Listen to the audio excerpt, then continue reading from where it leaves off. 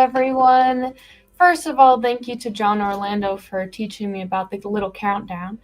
But anyways, welcome to our discussion about Boxers and Saints, the graphic novels by Luen Yang. Today with me, I have Chandu and AJ. Love it. So I am stepping in for Carl, who decided to celebrate his birthday today. Boo.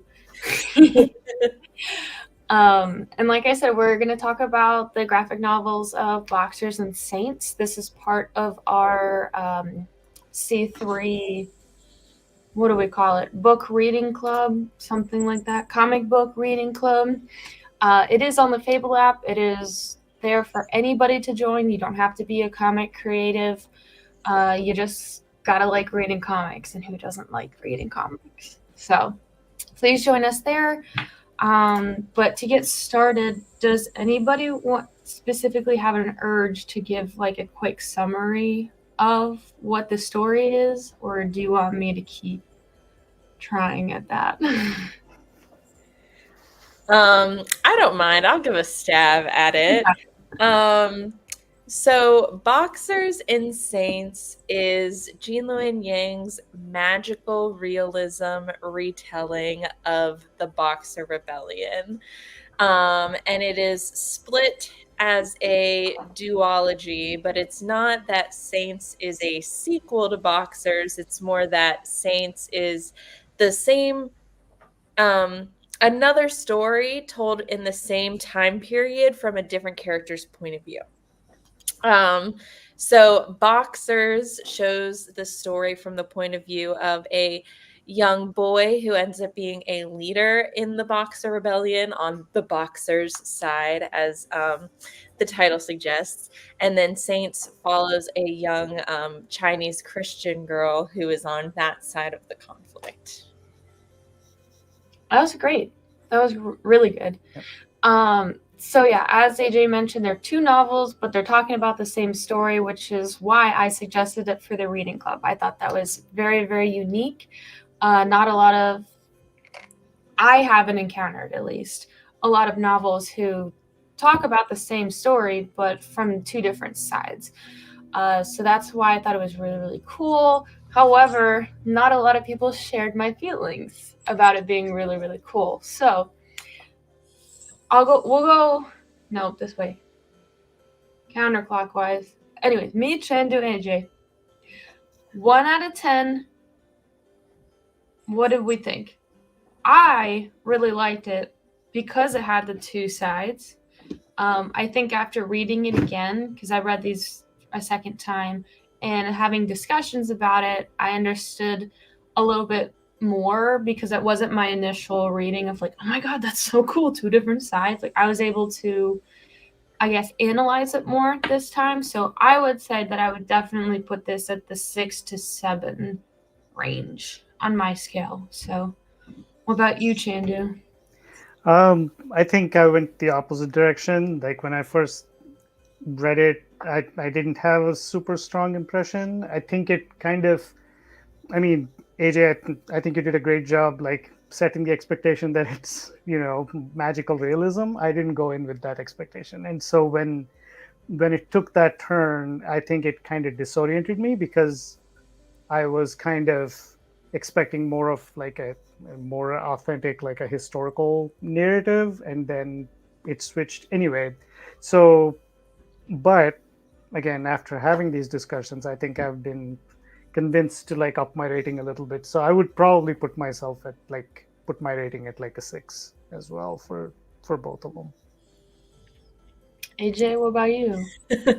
I feel like I'm going to be the little devil's advocate here, so I'm going to rate mine lower. I think I would rate Boxers and Saints together at about a 4. So like a little bit below average, but I don't totally hate it. So I don't think I would go lower than that. It's not that I'm like, this book was terrible or this book was so boring. It just didn't meet my expectations. And it was a bit of a letdown. Now, why was it a letdown? Was it because of something specific? Because this is a very unique case in which there are the books that we're talking about here. So was it because the two sides didn't feel like fulfilling? Like what especially was the letdown for you? Um, I think there were two big reasons why I felt it was a letdown.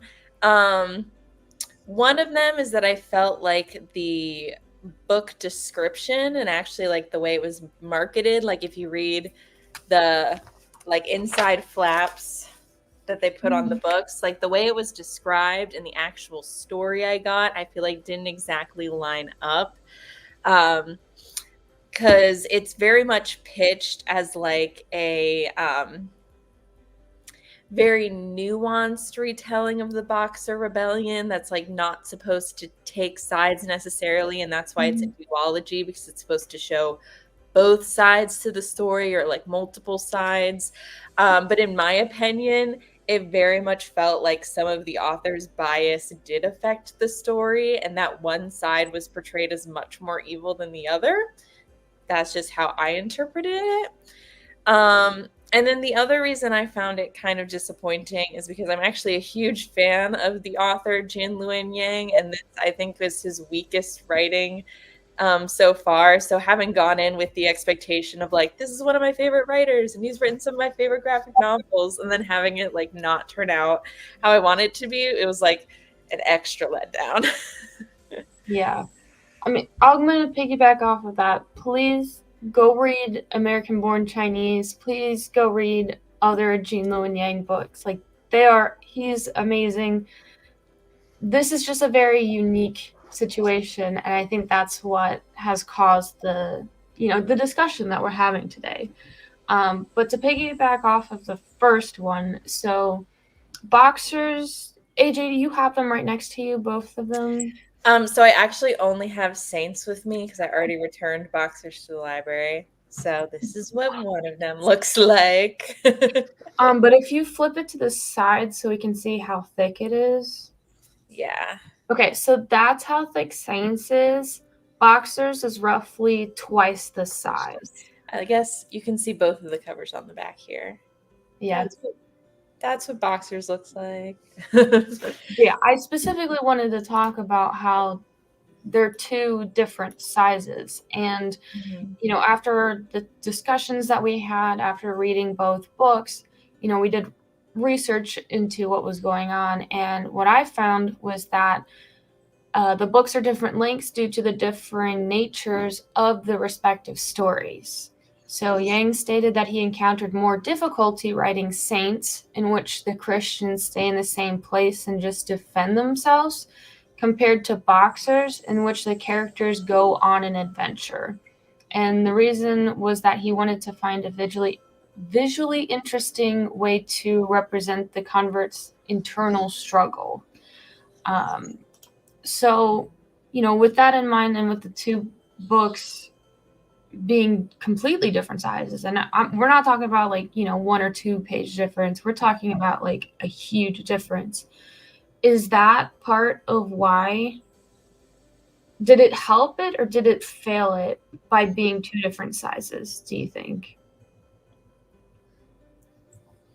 I can start on that. Like, I mean, the different sizes didn't bother me, honestly. Like, I think, like you said, I think they serviced the story they were telling adequately. Like, so, I mean, Boxers was like a lot more of an epic with like, an origin and everything, and like the whole journey, like you said, and like the growth of the characters, sort of.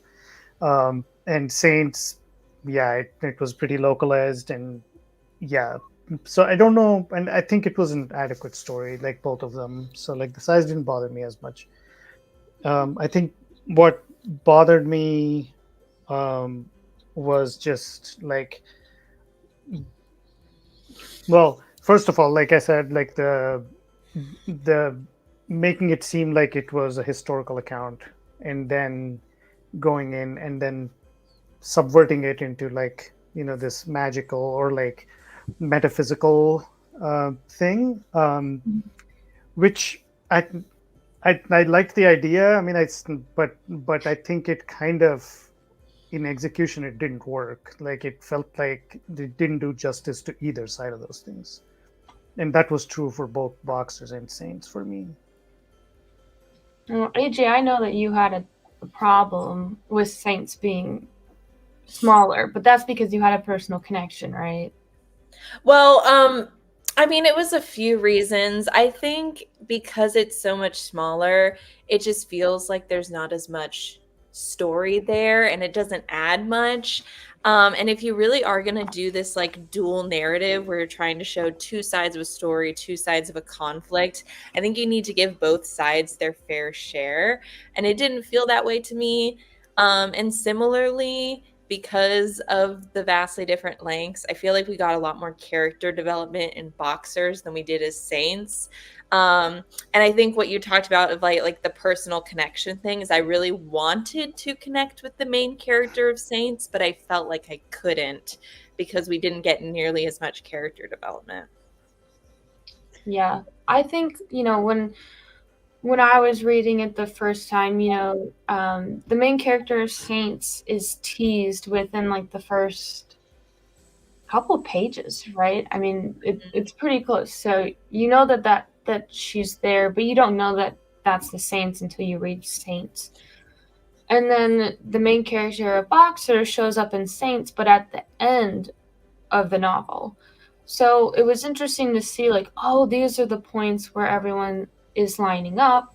Do you think that it would have benefited if it was just one giant novel and say, like, they alternated timelines? Because I personally think that even with the links being different, it could have been better if it was going back and forth the same rough time. And I get that there is not a lot to add for the Saints, but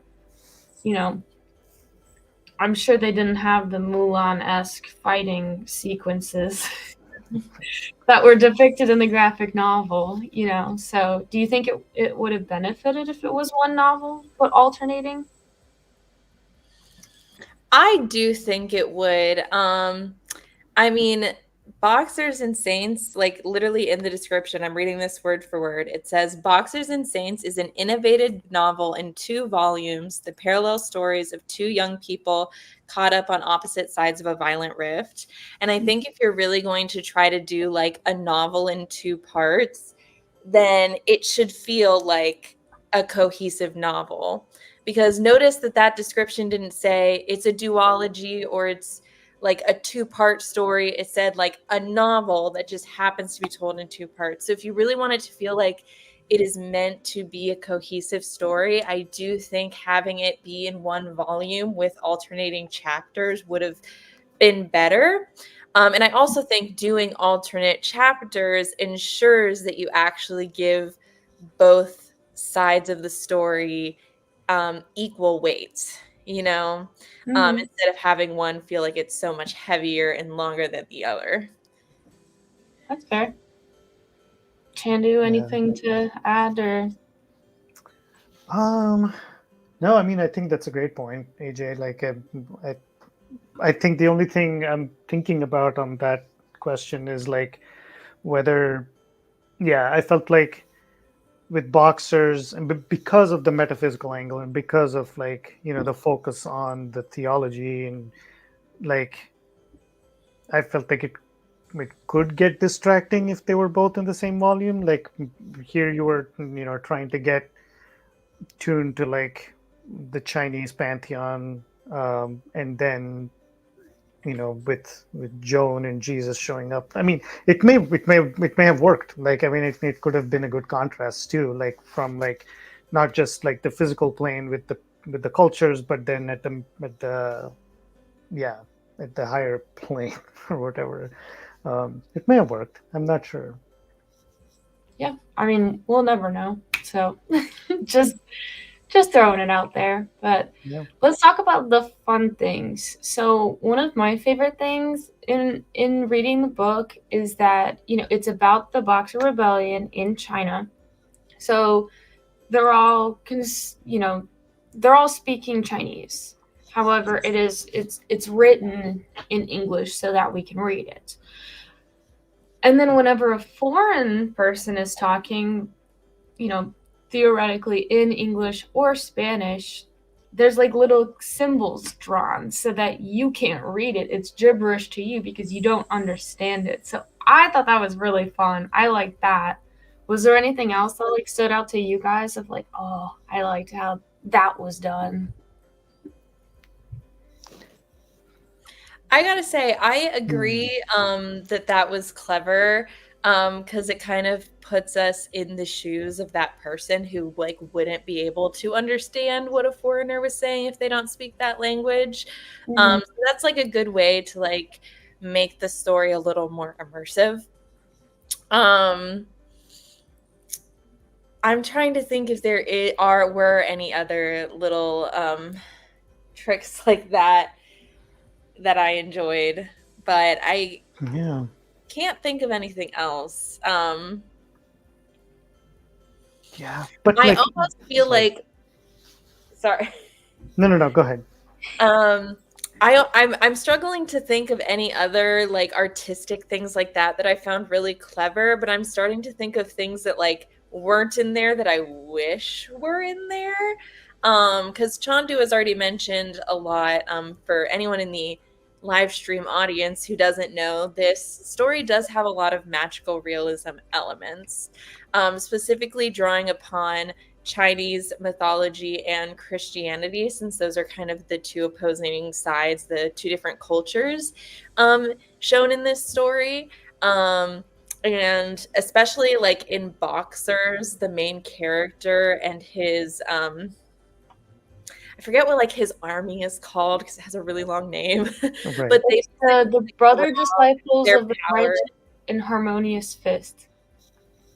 the righteous and Righteous. harmonious fists. Brother disciples of the righteous and harmonious fist. Brother disciples of the righteous and harmonious fists. I'm not going to remember that. It's so long. But they draw their power from the Chinese gods.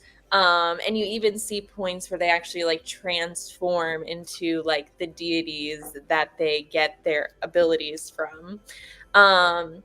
And I feel like there could have been more creative ways to do that, and maybe even show like parallel comic panels of like what the person looks like the real person, and then seeing the god doing the same thing. I'm almost thinking like I've seen this done a lot in movies when there's like a character who transforms in a movie and the way they like cleverly splice together scenes. So it looks like they're transforming as they're like doing an awesome fight sequence or something. And I feel like there could have been a clever way to do that in comic format, but I don't think Yang really like took that to its full extent. So I just pulled up a quick example. So this is what AJ's talking about. You can see each of the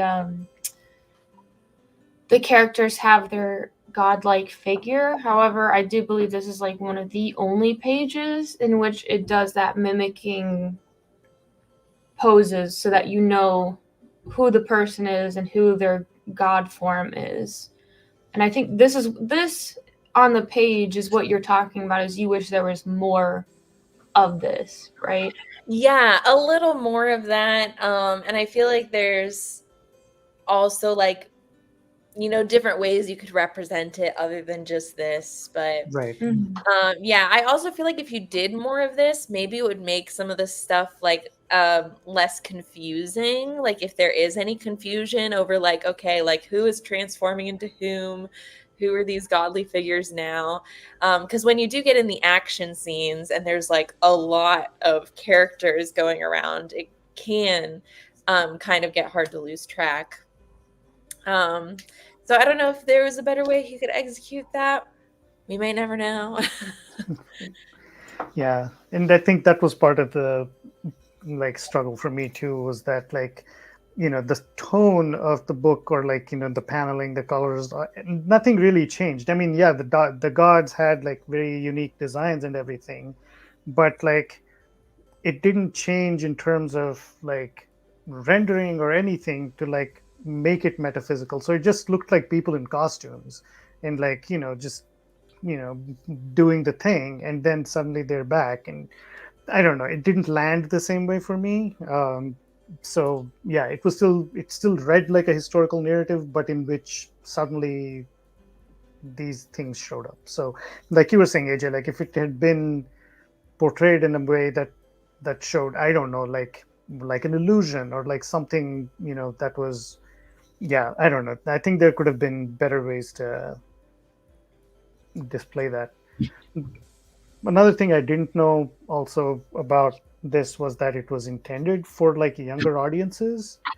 And I didn't know this until our discussion, like our previous discussion in Discord. But that explained a little bit of it away. That it was kind of somehow simplified, but still, I felt like it just took away from the subject matter.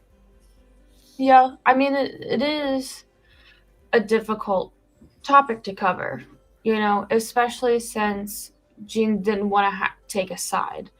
And when you're not taking a side and you're talking about a rebellion in which, is it right that people came in to China and converted people to Christianity, ignoring China's history and past? Or is it wrong? Like, that's, it's a question that's up for interpretation. How many years after? I have no idea when this happened. History, Yeah, not my 1900s.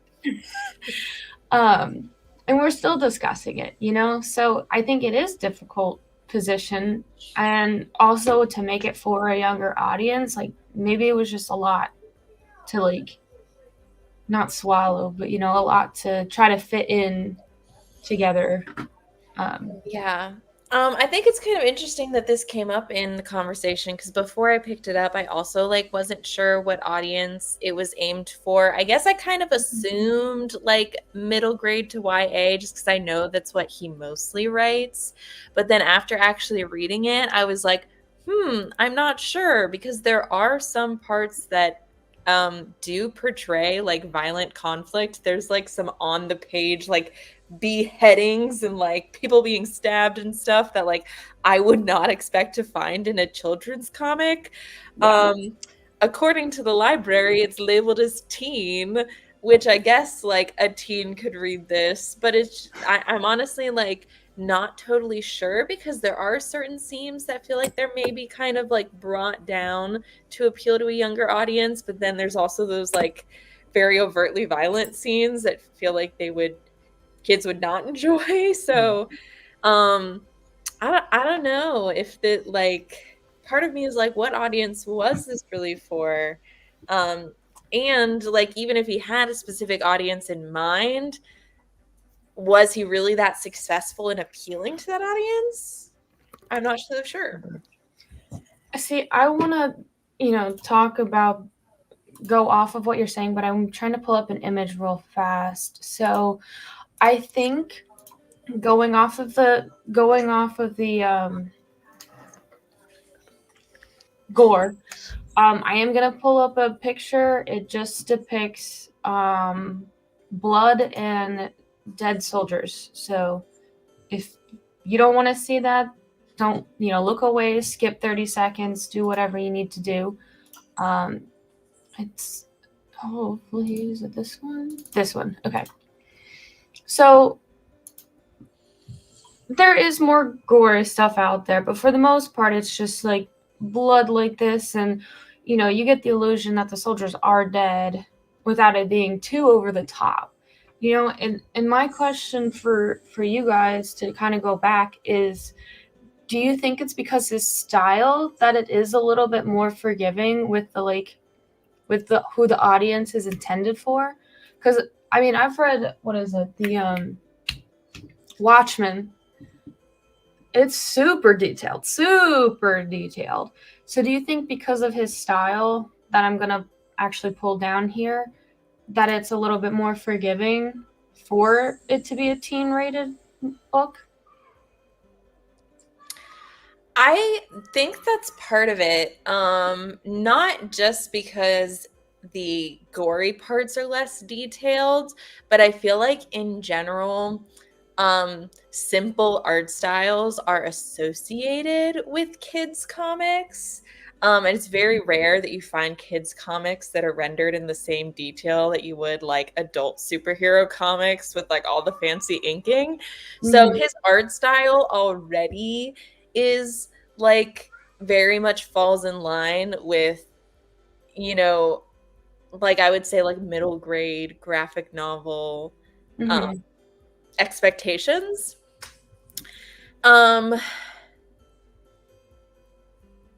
So maybe that's part of it. I don't know. It's kind of hard to say because there are still I don't even know if I'm like phrasing this correctly.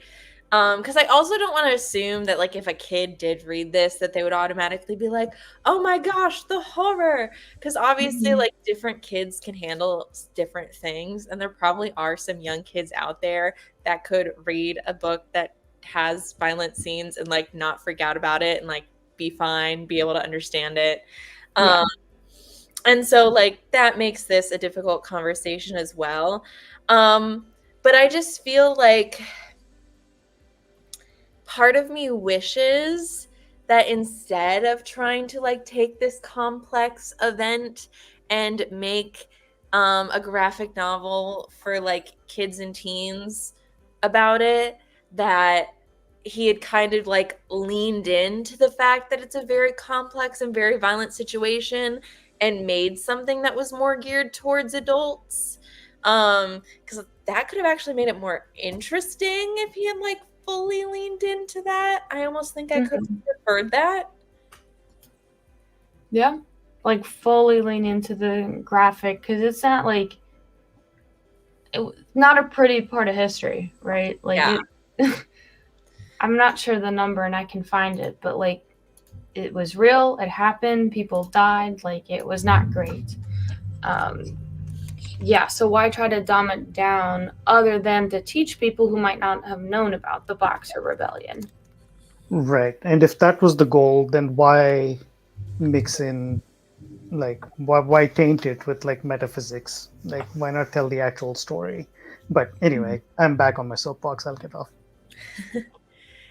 I know. I know that like magical realism, because I've read other Luen Yang books, it's kind of part of his style. Like there's a lot of magical realism in American Born Chinese as well, which is one of his most famous books. And so I think that's kind of his way of like taking these existing stories, or in this case, like an existing historical event, and making it his own. But I also kind of agree with you that if you are a kid reading this, and especially someone who like maybe hasn't been exposed to like Chinese culture, that would like really throw you off, because it'd be a bunch of like new things being thrown at you. Because I mean, even as an adult reading this, there's still like parts of the historical context and the cultural context that like I did not know or understand before going into this. And I'm sure for like a little kid, and I'm saying like a little kid in the US, because it would be different if like a Chinese kid who did understand the culture picked this up. But I believe this was, originally published in the US. So that would be kind of like the target audience, and like a kid in that demographic, like picking it up would probably not understand a lot of it. Yeah, so I looked it up. It was estimated 100,000 people died, and it happened between 1899 and 1901. So not a long time, and a lot of people died. So, but it sounds like from our discussion that as an introductory novel to the situation, it was good. It piqued interest, but it wasn't the whole story. Would you agree with that? Yeah, it's not the whole story. I mean, he does provide like additional reading at the end of the book, which I think is a good idea. Yeah. Because if you Yeah. want like a genuine, like historic understanding of this event, I do think you have to do additional research. It's funny though, because it's not a full understanding. Like you could see it as just an introduction, but also one of the things I was just saying is that if like this is your first time ever hearing about the Boxer Rebellion and this is your first introduction to it, that might also be confusing. So I guess it's like this is just like one book in the vast library of things about this event. I don't know. Yeah, one interpretation of an event. Yeah. Mhm. So we talked a lot about the boxers themselves, the Chinese aspects. One thing that people in the US for sure can relate to is the storyline of Christianity. So, do you think that the depiction of Christianity in Saints was neutral, or do you think that it led one way or the other to paint Christianity in a positive or negative light? Because that's what it's all about, right? Is the Western civilizations coming in and trying to incorporate Christianity in China. Um, I think it was an interesting choice to have our like Christian main character be a Chinese girl who converted to Christianity, but specifically like her reason for converting was very strange. Um, for anybody watching who maybe hasn't read the book yet, her reason for converting to Christianity is that she is kind of like the rejected daughter of her family.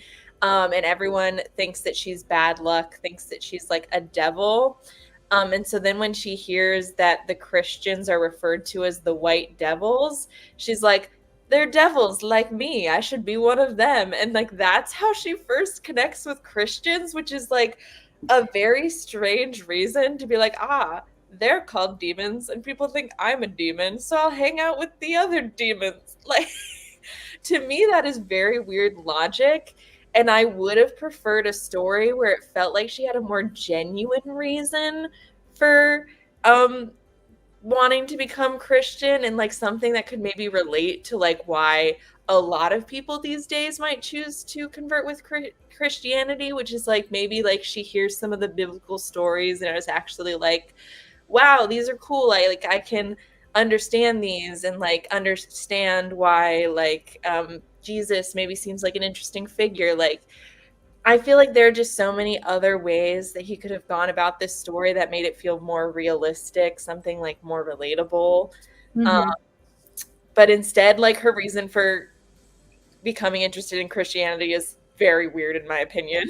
Yeah, I mean it was that, but also they offered her food and a family and a home.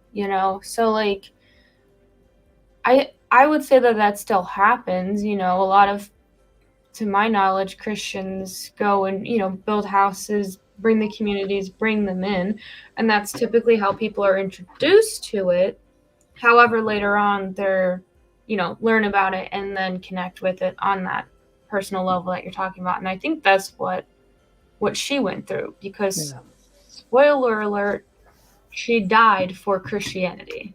Like she refused to give up her faith, so she chose death. So like you don't just do that because someone's named a white devil. Like so I agree that it was totally a weird way to frame how she was introduced to it, but also like I, yeah. Yeah. I, I don't know. I think it made a little bit more sense to me as somebody who didn't grow up Christian, but like, um, again, I agree with you, AJ. Like, I mean, it doesn't represent, what the best parts of Christianity, but like but I think with the tone that Boxer sets, where like, the foreign devils are clearly shown to be like oppressive in lots of ways, like, at least the people who are, you know the like the bully guy, right? Like they come in, they destroy the idols, like, that aspect of it.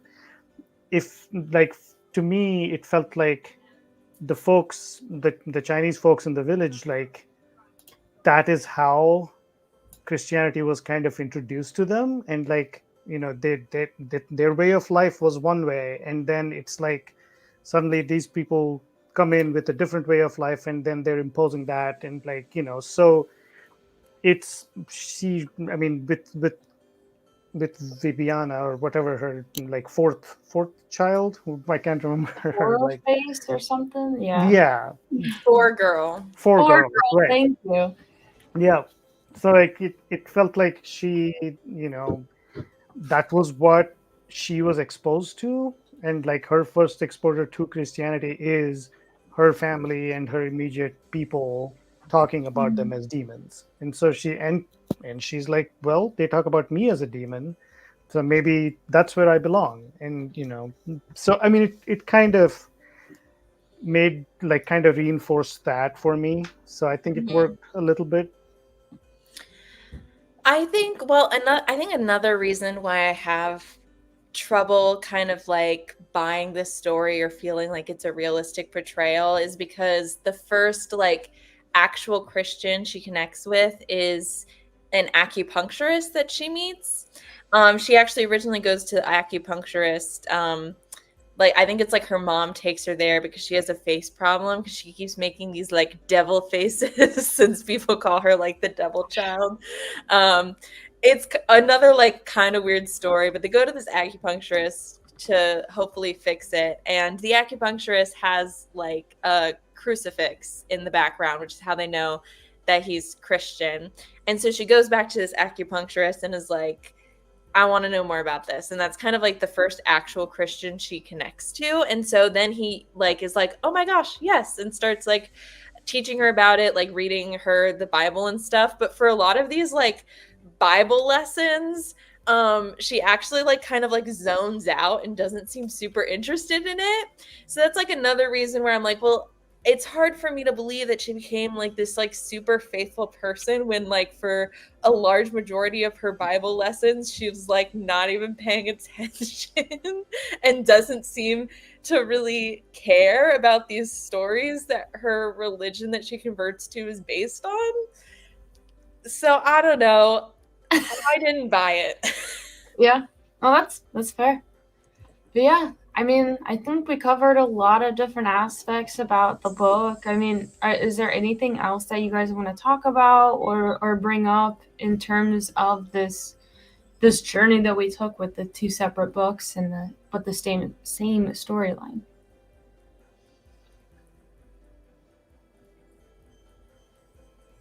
Pretty much covered everything. I think so. Perfect. Okay.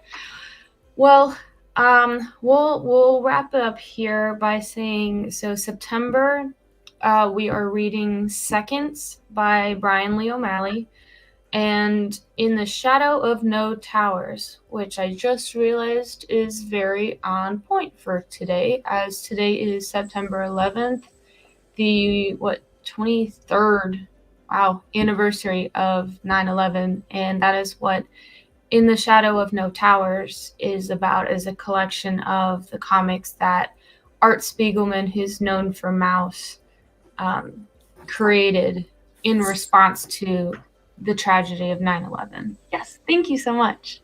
I happen to have it here. It is very large. Yes, so if you go get it from your library, don't be shocked. It is supposed to be like that. Yeah, I was shocked, and you have to turn it on its side to read it. Yeah. Like, well, because they're newspapers, right? Right. Like comics that were in a newspaper. So theoretically, it would have been that large, right? Yeah. I think. But yes, we're reading those two in preparation for the Columbus. No. Cartoon Cartoon Crossroads Crossroads. Columbus. One of these days, I'll get it right, but it's not today, apparently.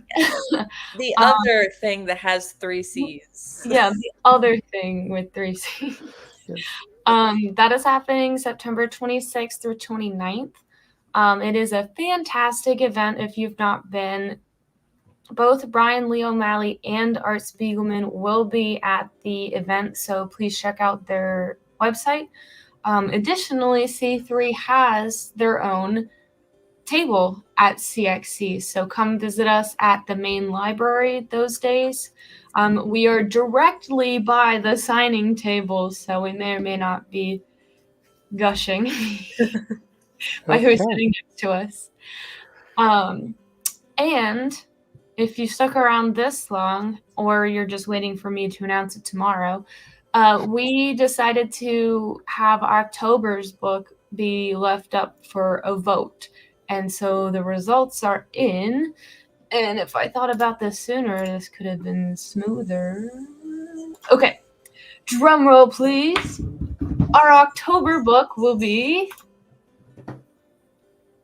Frankenstein, the Junji Ito.